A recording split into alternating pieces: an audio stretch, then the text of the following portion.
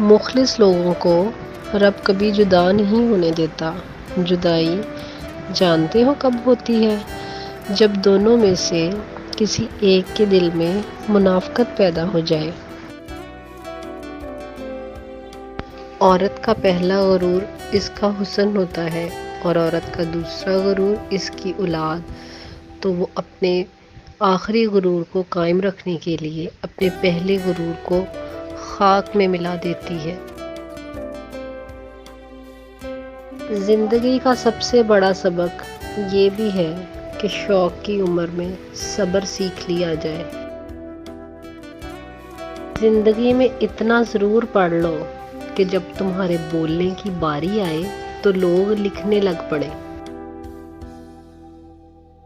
آپ کے پیار اور محبت کا بہت بہت شکریہ۔ چینل کو لائک اور سبسکرائب ضرور کریے گا۔